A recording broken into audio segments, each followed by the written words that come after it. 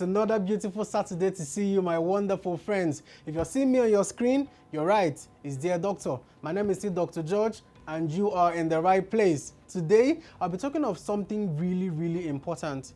I know you want to marry. You don't find babe. You don't find boyfriend. You don't even convert them to fiance or fiance. You know, so I notice I be English. But last be say, marriage don't dey shele. It gets something where you never really think. You're picking them. How many you won't get? How you won't take manage them? All these G's brekete, but I guys go break first. My normal way now at the same market, you remember.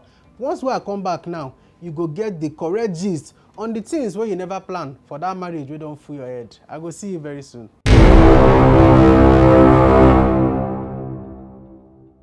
And I don't show back past Color TV. We've been talking about you who is preparing to get married. You have done spiritual preparation. Your pastor don't pour you anointing oil. Your village people don't carry yam and cocoyam and all the things where on our village people they collect. Everything done ready. Me self, I go come the wedding if you call me. I like your love now, you know. But it gets something where you never really think. You've taken years to go to school and prepare for a career that you're going to practice for barely 20 to 35 years.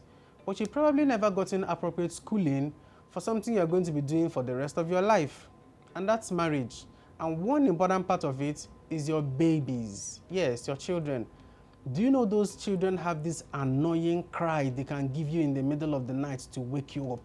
And they will keep you that way until the next morning. You go to work, you're so unproductive. So here, what do you do when your baby is crying?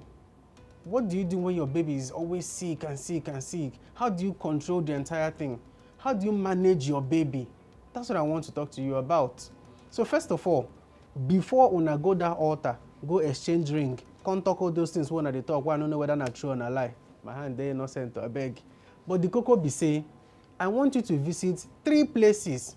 Place number 1, na labor room. I want make you and your husband see as the pepper for pikin to from that part of the world come out, enter this part of the world. Yes. Once when I don't see and finish, you and your husband will decide how many times you people want to allow yourselves to go through that experience. Listen to me, I didn't say you. I said you and your husband, because believe me, it's almost as equally traumatizing for the man as it is to the woman. Place number 2, go and visit pediatric ward. Yes, small pikin them, they sick for that place. You go see mama and papa, newly married people who just married 2 months ago. Okay, not be 2 months, 1 year ago, because they don't born the pikin.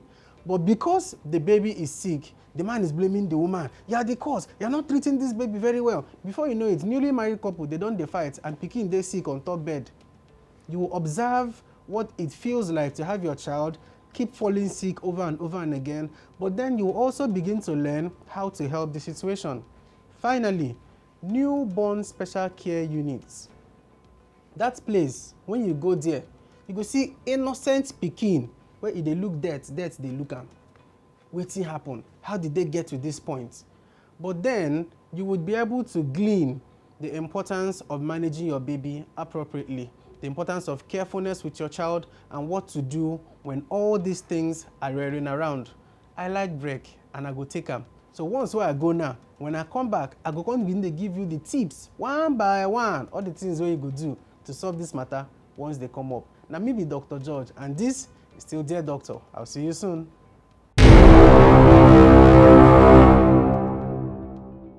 And we are back.